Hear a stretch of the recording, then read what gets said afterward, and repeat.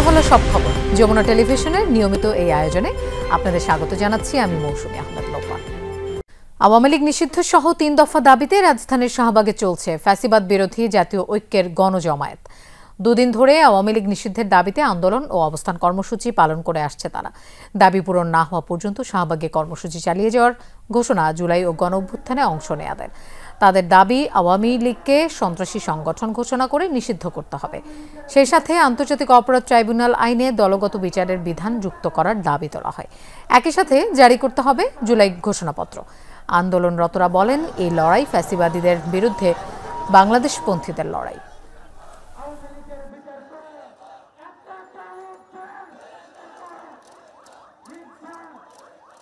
আওয়ামী লীগের নিষিদ্ধের জন্য যা কিছু করার দরকার জীবন দিতে হলেও জীবন দিয়ে দেবো। 2024 সালে যখন অভ্যুত্থানে আমরা সফল হয়েছিলাম, এবারে ইনশাল্লাহ হবো। আওয়ামী লীগ যতক্ষণ নিষিদ্ধ করেনি ততক্ষণ আমরা রাজপথে থাকবো। আজকে আমার এই সন্তানকে আমি কি জবাব দিব? তার বাবা নাই, তার বাবার পরিচয় ছাড়া এখানে সে বড় হবে পৃথিবীতে। তাই চাই সরকার যাতে তার রাষ্ট্রীয়ভাবে সম্মান এই সন্তানটাকে দেয়। আমাদের বাধ্য হয়ে আবার রাজপথে নামতে হয়েছে এবং আমরা এতটুকু ইনশাল্লাহ নিশ্চিত যে আমরা এই দাবিটা আদায় করে ঘরে ফিরতে পারবো। দর্শক, আমরা এ বিষয়ে আরো জানবো। শাহবাগ থেকে আমাদের সাথে যোগ দিচ্ছেন সহকর্মী আশিক মাহমুদ। আশিক, গণজমায়েত কর্মসূচি কোন পর্যায়ে আছে, সেখানে বক্তারা কি বলছেন একটু জানতে চাই। লোপা, এই মুহূর্তে আমি শাহবাগ চত্বরে রয়েছি। আপনি জানেন গতকাল থেকেই এই শাহবাগে আওয়ামী লীগকে নিষিদ্ধর দাবিতে জামায়াত চলছে, অবস্থান কর্মসূচি চলছে সাধারণ ছাত্র জনতার ব্যানারে, নতুন একটি ফ্যাসিবাদ বিরোধী জাতীয় ঐক্যের ব্যানারে। এই মুহূর্তে আমরা দেখতে পাচ্ছি যে এখানে অবস্থান নিয়েছে বিভিন্ন রাজনৈতিক দলের নেতাকর্মীরা থেকে শুরু করে জুলাই আগস্টের যারা আহত নিহত শহীদ পরিবারের যারা সদস্য রয়েছেন তারাও এখানে অবস্থান নিয়েছেন এবং আওয়ামী লীগের নিষিদ্ধের দাবিতে এখানে যারা অবস্থান নিয়েছেন তারা নানান ধরনের স্লোগান দিয়ে উত্তাল রয়েছে এই মুহূর্তে এই শাহবাগ চত্বর। আমরা দেখতে পাচ্ছি এনসিপির যারা নেতৃবৃন্দ রয়েছেন, অর্থাৎ বিশেষ করে হাসনাত আবদুল্লাহ, সার্জিস আলম সহ আক্তার সহ অন্যান্য যারা রয়েছেন সবাই কিন্তু অবস্থান করছেন এবং কিছুক্ষণ আগেই এখানে হাসনাত আবদুল্লাহ আক্তার কথা বলেছেন এবং যেটি বলেছেন যে বাংলাদেশের মাটিতে আওয়ামী লীগকে আর কোনোভাবেই রাজনীতি করতে দেওয়া যাবে না। এই সরকারের মধ্যে থেকেও এবং দেশে এবং বিদেশে বিভিন্ন ষড়যন্ত্র করে আওয়ামী লীগকে আবারও পুনর্বাসন করার চেষ্টা চলছে। এই ষড়যন্ত্র রুখে দিতে সারা বাংলাদেশের মানুষকে রাজপথে নেমে আসার ঘোষণা দিয়েছেন এই আন্দোলনের ব্যানার থেকে।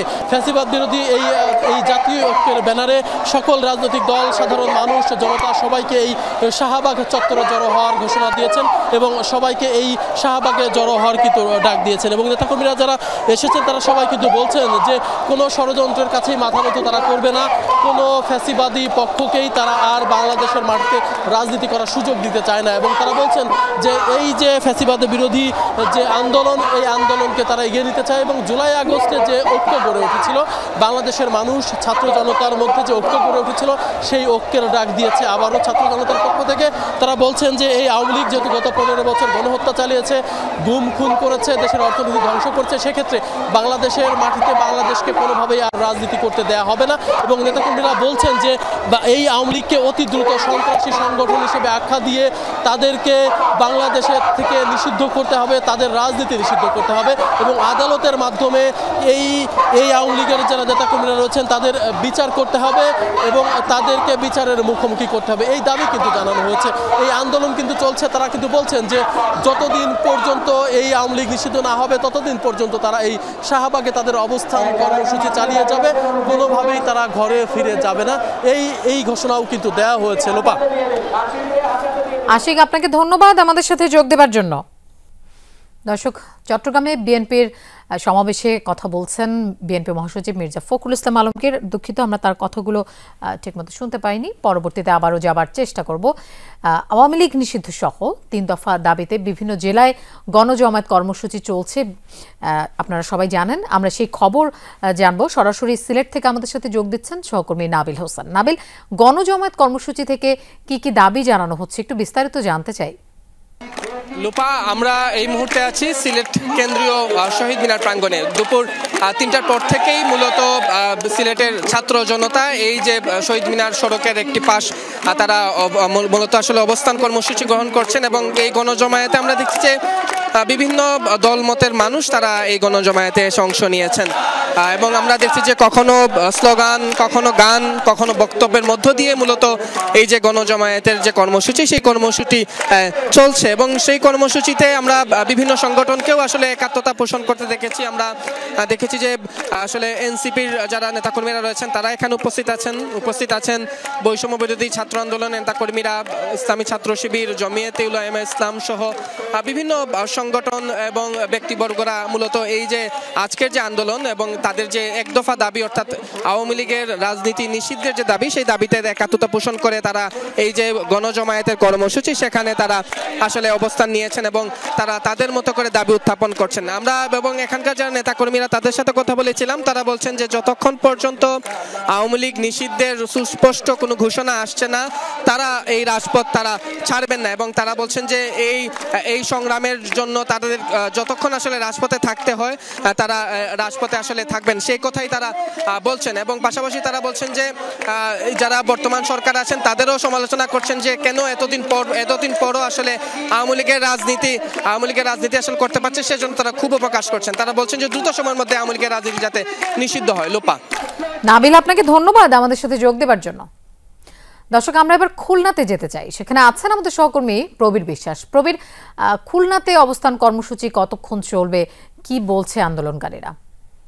বিকাল 4টা থেকে শুরু হয়েছে এই কর্মসূচি এবং নগরীর যে শিববাড়ি মোড়টি রয়েছে সেই শিববাড়ির মোড়ে জুলাই ঐক্যমঞ্চ এদের ডাকে বিভিন্ন সমমনা যে দলগুলো ছাত্র জনতা রয়েছে তারা মূলত এই কর্মসূচিতে অংশ নিয়েছে এবং যেটি 4টা থেকে স্লোগানে মুখরিত এই শিববাড়ি চত্বর সেটি কিন্তু এখনো পর্যন্ত চলমান রয়েছে। প্রধান দাবি, আপনি জানেন যে বাংলাদেশ আওয়ামী লীগের রাজনীতি নিষিদ্ধ করা, এছাড়াও দ্রুত বিচার ট্রাইব্যুনালের মাধ্যমে, আন্তর্জাতিক ট্রাইব্যুনালের মাধ্যমে তাদের বিচার নিশ্চিত করা সহ যে দাবিগুলো রয়েছে সেই দাবিগুলো এটি পুরো না হওয়া পর্যন্ত তারা এই আন্দোলন থেকে সরে যাবে না।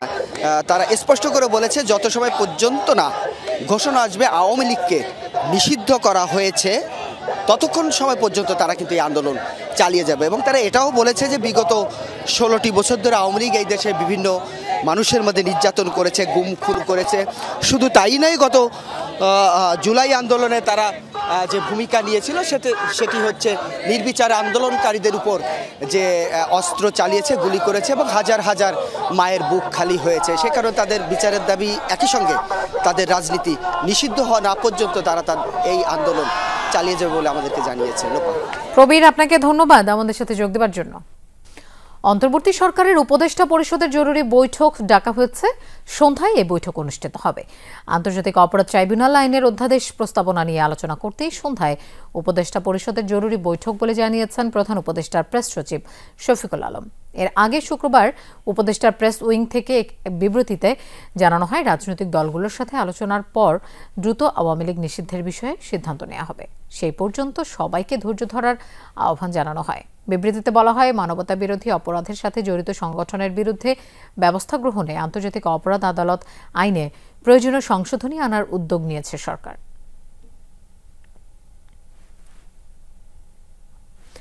সভা সমাবেশ নিষিদ্ধের তালিকা থেকে শাহবাগ মোড় বাদ দিয়ে নতুন করে গণবিজ্ঞপ্তি জারি করেছে ঢাকা মেট্রোপলিটন পুলিশ ডিএমপি। দুপুরে ডিএমপি কমিশনার শেখ মোহাম্মদ সাজ্জাদ আলীর সই করা এক গণবিজ্ঞপ্তি জারি করা হয়। এতে বলা হয়, পরবর্তী নির্দেশ না দেওয়া পর্যন্ত সচিবালয় ও প্রধান উপদেষ্টার বাসভবন, যমুনার পার্শ্ববর্তী এলাকায় সভা সমাবেশ করা যাবে না। পার্শ্ববর্তী এলাকাগুলো হলো Minto road, hotel intercontinental, Kakrail মসজিদ, অফিসার্স ক্লাবের মোড়। এর আগে 13 মার্চ ডিএমপির গণবিজ্ঞপ্তিতে প্রধান উপদেষ্টার বাসভবন ও আশপাশের এলাকার অন্তর্ভুক্ত ছিল শাহবাগ মোড় পর্যন্ত। নতুন বিজ্ঞপ্তিতে শাহবাগ মোড় বাদ দেওয়া হয়েছে, যুক্ত করা হয়েছে অফিসার্স ক্লাব মোড়।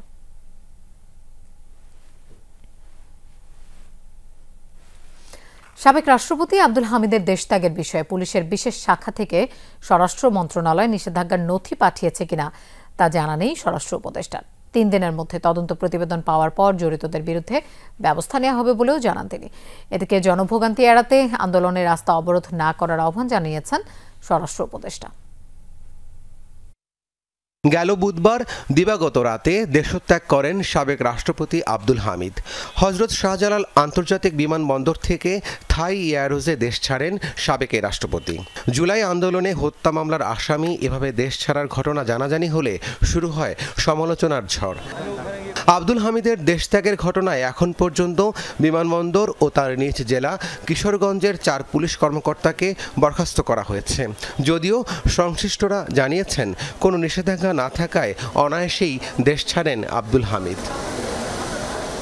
শনিবার শাহজালাল আন্তর্জাতিক বিমানবন্দর পরিদর্শন শেষে সাংবাদিকদের সাথে কথা বলেন স্বরাষ্ট্র উপদেষ্টা। তবে মন্ত্রণালয়ের সাবেক এই রাষ্ট্রপতির দেশত্যাগের নিষেধাজ্ঞার নথি ছিল কিনা এমন প্রশ্নের উত্তর জানা নেই খোদ উপদেষ্টার। এসপি অফিস থেকে যদি স্বরাষ্ট্র মন্ত্রণালয়ে কোনো কাগজ পাঠাইছে আমার জানা নাই।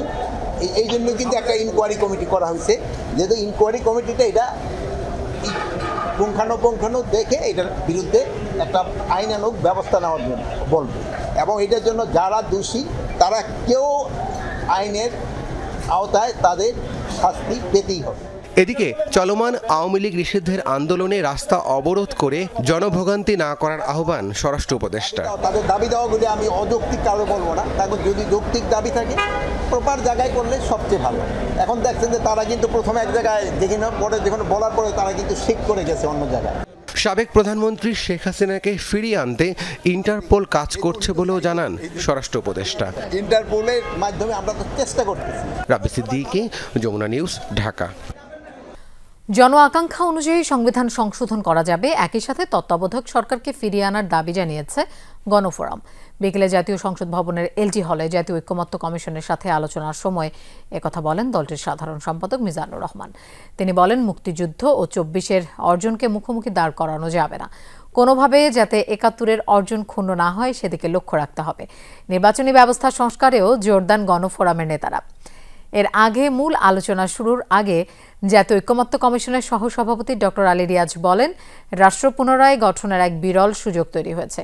এই সুযোগ কাজে লাগিয়ে একটি জাতীয় সনদ তৈরির কাজ করছে ঐক্যমত্য কমিশন, যাতে আবারও সুশাসন ও সুন্দর একটি দেশ গঠন করা যায়। বাংলাদেশে 53 বছরে প্রথমবারের মতো এই সুযোগ এসেছে, যখন আমরা সকলে সমস্ত বিষয় নিয়ে রাষ্ট্রের বিভিন্ন প্রতিষ্ঠান নিয়ে কথা বলতে পারছি, তার জবাবদিহিতার দাবি করতে পারছি, কাঠামো তৈরি করার জন্য চেষ্টা করছি, সেই জায়গায় আমরা সফল হতে পারব। তত্ত্বাবধায়ক সরকার যেটা আমরা রক্ত দিয়ে প্রতিষ্ঠা করেছিলাম সেটা বাদ দিয়ে দেওয়া হয়েছিল। আমরা চাই যে এই সংবিধানে যাতে করে তত্ত্বাবধায়ক সরকার পুনঃপ্রতিষ্ঠিত হয়। রাজনৈতিক দল নিষিদ্ধ করার মাধ্যমে সমস্যার সমাধান হয় না বলে মন্তব্য করেছেন বিএনপির স্থায়ী কমিটির সদস্য গয়েশ্বর চন্দ্র রায়। তিনি বলেন, আইনের শাসন নিশ্চিত করার মাধ্যমে মানুষই ঠিক করবে কে গ্রহণযোগ্য বা নিষিদ্ধ। সকালে জাতীয় প্রেস ক্লাবে 12 দলীয় জোটের সভায় তিনি বলেন, জনগণই সিদ্ধান্ত নেবে কাকে রাখা যাবে কাকে রাখা যাবে না। তিনি বলেন, তারেক রহমান মামলা থেকে খালাস পেয়েছেন, কিন্তু তার উপর নির্যাতনের ক্ষত রয়ে গেছে। যারা 1-11 সৃষ্টি করেছে তারা এখনও নেপথ্যে থেকে এই সরকারের কলকাঠি নাড়ছে বলে মন্তব্য করেন গয়েশ্বর।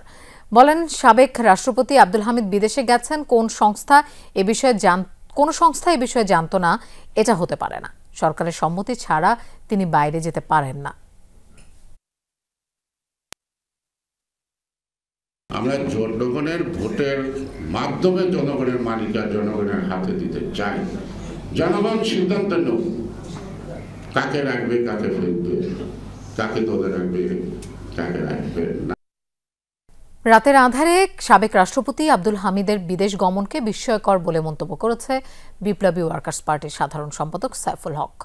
দলটির কেন্দ্রীয় কার্যালয়ে এক সংবাদ সম্মেলনে একথা বলেন তিনি। এ সময় তিনি বলেন, আব্দুল হামিদের বিদেশে চলে যাওয়ার সাথে সরকারের কেউ না কেউ অবশ্যই জড়িত। তিনি আরও বলেন, আওয়ামী লীগের বিচার বা দলটির নেতাকর্মীদের বিচার কোনো প্রতিহিংসার বিষয় নয়। যেহেতু গণহত্যা হয়েছে, গুম খুন হয়েছে, তার দৃশ্যমান বিচার করতে হবে, কারণ এটা মানবাধিকারের লঙ্ঘন।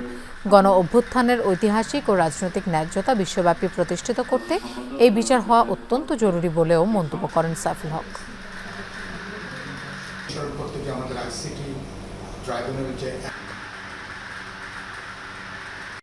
এখানে গণহত্যা সংগঠিত হয়েছে, সুতরাং তার দৃশ্যমান বিচার নিশ্চয় আমরা দেখতে চাইব।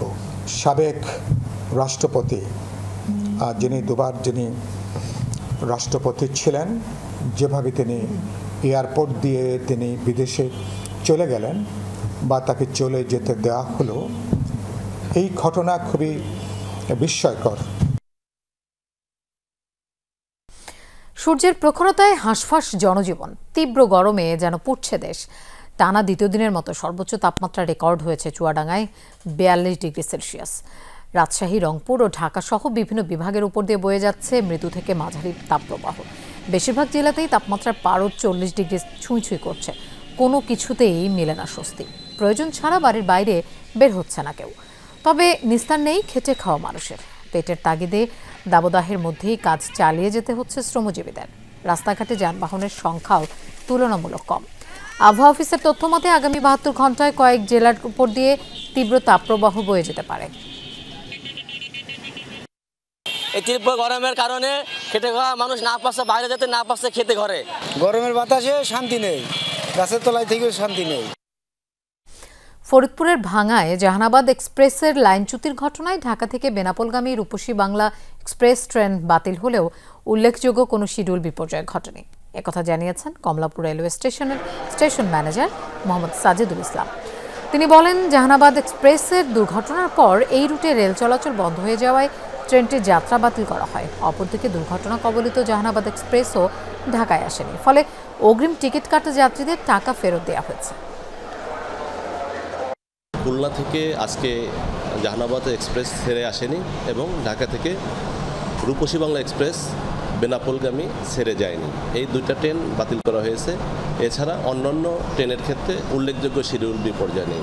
যে দুটা ট্রেন বাতিল হয়েছে এই ট্রেনের যাত্রীদের জন্য টিকিট রিফান্ডের ব্যবস্থা ছিল। অলরেডি অনেক যাত্রী টিকিট রিফান্ড করে তাদের টাকা ফেরত পেয়েছে।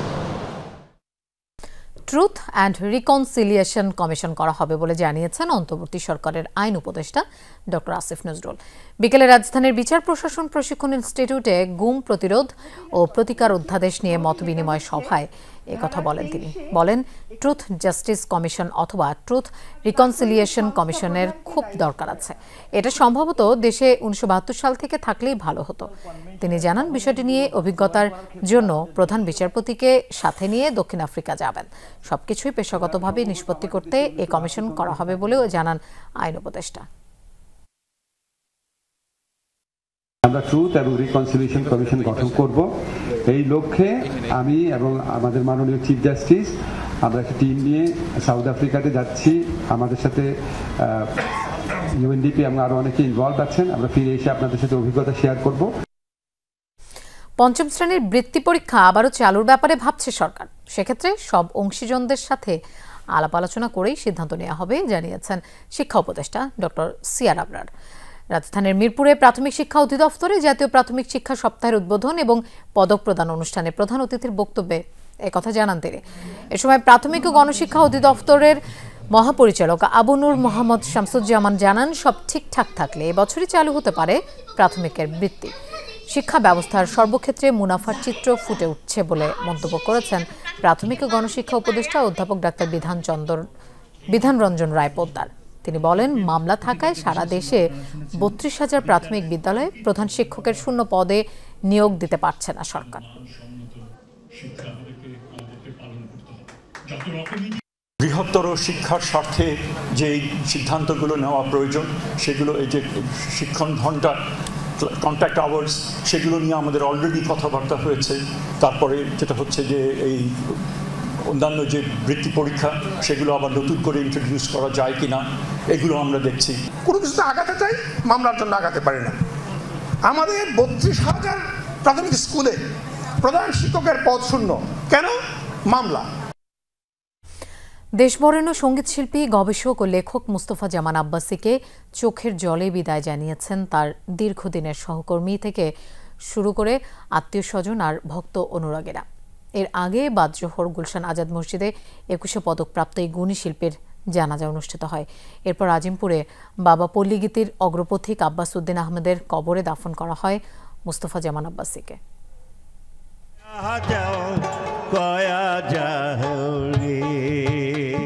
সঙ্গীতজ্ঞ মুস্তাফা জামান আব্বাসীর চিরবিদায়। সর্বজন শ্রদ্ধেয় এই সঙ্গীত শিল্পীর মৃত্যুর মধ্য দিয়ে এক অধ্যায়ের পরিসমাপ্তি ঘটল। শুধু গানের জগতেই বিচরণ করেননি প্রতিভাবান এই শিল্পী। মুস্তাফা জামান আব্বাসী একাধারে ছিলেন গবেষক ও লেখক। অমায়িক ব্যবহার আর হাসি দিয়ে শত মানুষের হৃদয়ের মণিকোঠায় ঠাঁই নিয়েছিলেন এই গুণীজন। তিনি না থাকলেও তার স্মৃতি কখনোই মুছবে না।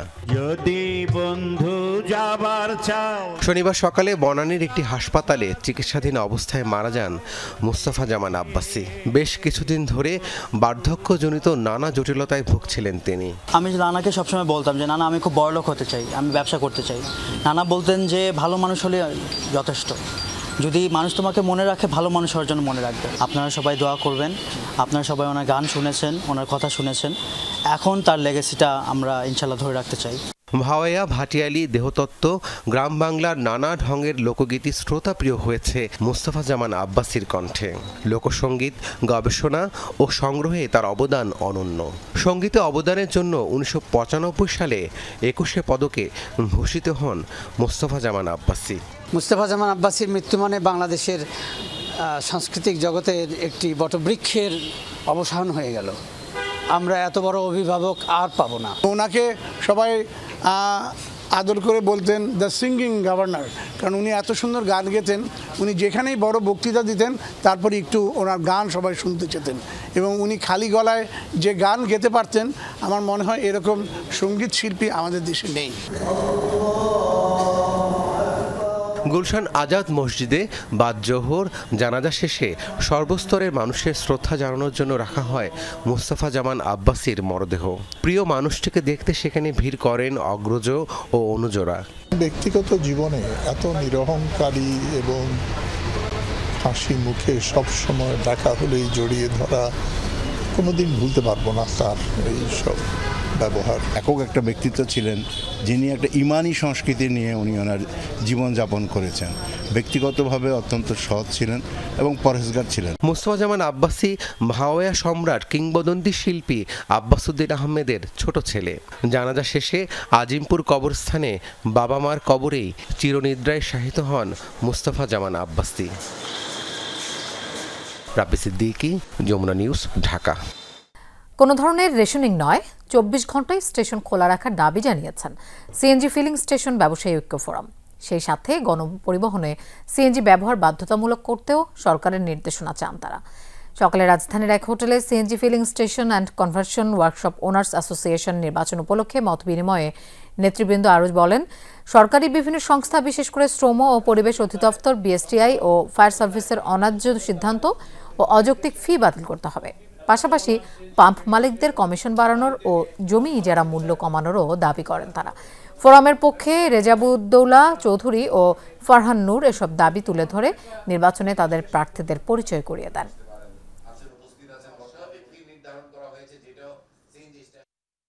রেশনিংটাই আমাদের এই দেশে সিটিতে যে বাসগুলি চলে সেই বাসগুলিকে সিএনজি থেকে বেরিয়ে যেতে উৎসাহিত করেছে। পরিবেশ রক্ষার্থে এবং জনগণের স্বাস্থ্য ঝুঁকির কথা চিন্তা করে গণপরিবহনে সিএনজির ব্যবহার বাধ্যতামূলক করা হোক।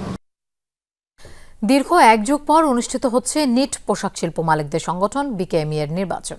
একটি পূর্ণাঙ্গ প্যানেলের বিপরীতে লড়ছেন 3 স্বতন্ত্র প্রার্থী। 35 জন পরিচালকের একক প্যানেল দিয়েছেন বর্তমান সভাপতি মোহাম্মদ হাতেম। পোশাক খাতের সংকট মোকাবিলায় সকল প্রার্থী প্রতিশ্রুতিবদ্ধ। ভোটারদের প্রত্যাশা, নবনির্বাচিতদের হাত ধরে এগিয়ে যাবে দেশের তৈরি পোশাক শিল্প।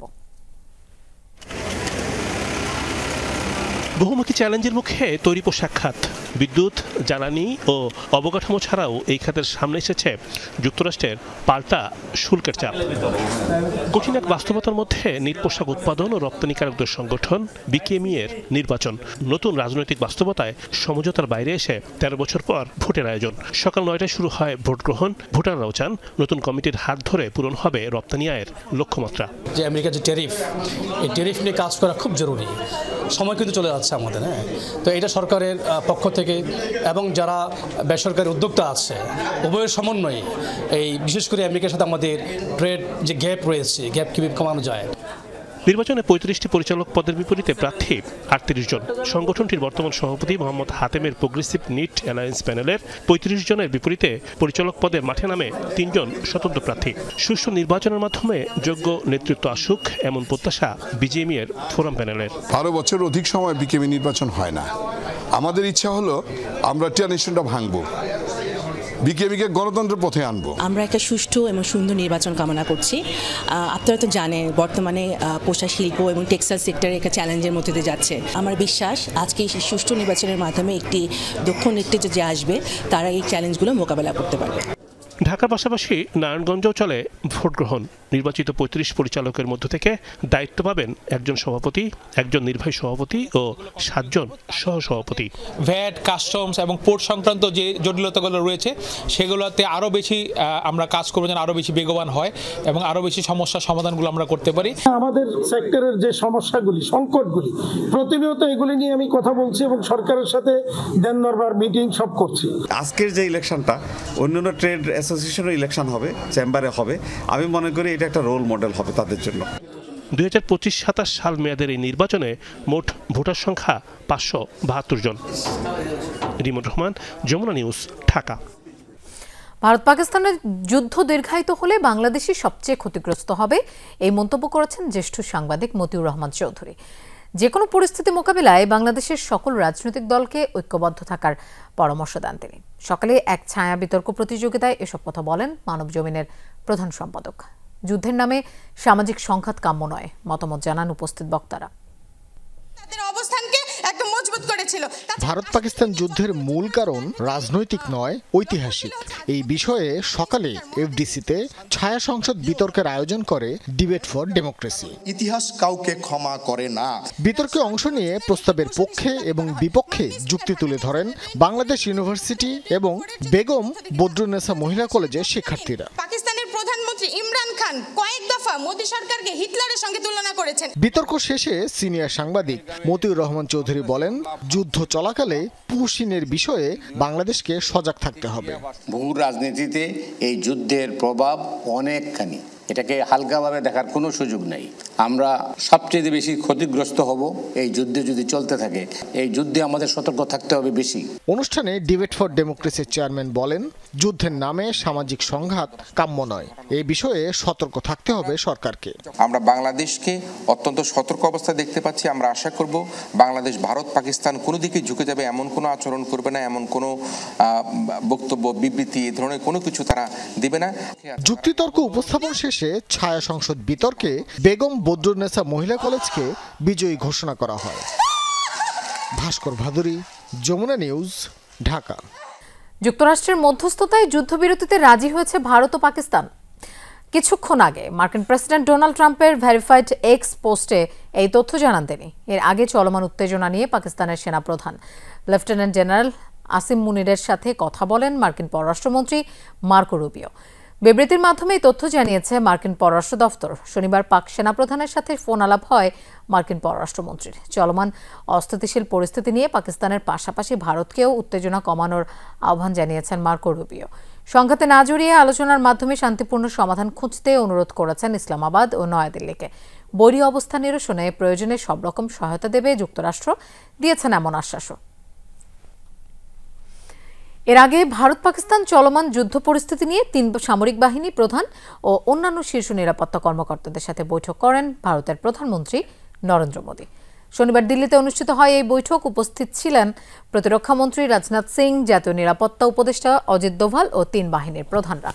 উচ্চ পর্যায়ের বৈঠকে জম্মু কাশ্মীর সহ সীমান্তবর্তী অন্যান্য স্থানে পাকিস্তানের লাগাতার হামলা প্রতিহতের কৌশল নিয়ে আলোচনা হয়। 3 বাহিনীর প্রধানরা তাদের পরিকল্পনা নরেন্দ্র মোদীর সামনে তুলে ধরেন। যুদ্ধ পরিস্থিতি ঘিরে কেবল সীমান্তেই নয়, বোমা, ড্রোন, গুলিবর্ষণে বিপর্যস্ত ভারত পাকিস্তানের বহু এলাকা। সমরাস্ত্রে পরিপূর্ণ দুদেশেরই রয়েছে পারমাণবিক সক্ষমতা। প্রশ্ন, সেই ক্ষমতা ব্যবহার করে কি একে অপরকে লক্ষ্য করে পারমাণবিক হামলা চালাবে ভারত পাকিস্তান?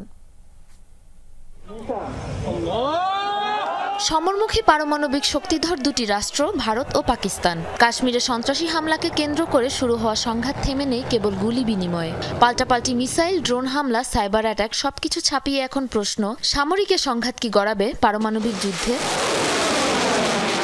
সমরাস্ত্রে সমৃদ্ধ রাষ্ট্র ভারত 1974 সালে প্রথমবারের মতো পারমাণবিক অস্ত্রের পরীক্ষা চালায়। 1998 সালে চূড়ান্ত পরীক্ষা শেষে ষষ্ঠ দেশ হিসেবে পরমাণু অস্ত্রধারী রাষ্ট্রের তালিকায় নাম লেখায় হিন্দুস্তান। এর কয়েকদিনের মাথায় বেলুচিস্তানে 6টি পারমাণবিক অস্ত্রের পরীক্ষা চালিয়ে সপ্তম দেশ হিসেবে পারমাণবিক শক্তিধর দেশের তালিকায় নাম তোলে Pakistan. Centre for strategic and international স্টাডিজের তথ্য মতে বর্তমানে 180টিরও বেশি পারমাণবিক অস্ত্রের মালিকানা রয়েছে ভারতের হাতে, যার মধ্যে রয়েছে স্বল্প ও মাঝারি পাল্লার ব্যালিস্টিক ক্ষেপণাস্ত্র পৃথ্বী, যা অতিক্রম করতে পারে 300 কিলোমিটারেরও বেশি দূরত্ব। রয়েছে মধ্যবর্তী ও আন্তঃমহাদেশীয় ব্যালিস্টিক ক্ষেপণাস্ত্র অগ্নি এবং সূর্য, যা 700 কিলোমিটার থেকে 16,000 কিলোমিটার পর্যন্ত দূরত্ব অতিক্রম করতে সক্ষম। এছাড়াও সমুদ্রপথে যুদ্ধ পরিচালনায় রয়েছে ব্যালিস্টিক সাবমেরিন ক্ষেপণাস্ত্র ধনুষ, সাগরিকা, AK-4, 5 এবং 6। এসব অস্ত্র আঘাত হানতে পারে 10,000 কিলোমিটার দূরত্বের লক্ষ্যবস্তুকে। অন্যদিকে ইউরেনিয়াম ও প্লুটোনিয়াম সমৃদ্ধ 170টিরও বেশি পরমাণু অস্ত্র নিয়ে ভারতের ঘাড়ে নিঃশ্বাস ফেলছে পাকিস্তান। চীনের কাছ থেকে প্রযুক্তিগত সহায়তা নিয়ে নির্মাণ করেছে একের পর এক শক্তিশালী সব পারমাণবিক অস্ত্র।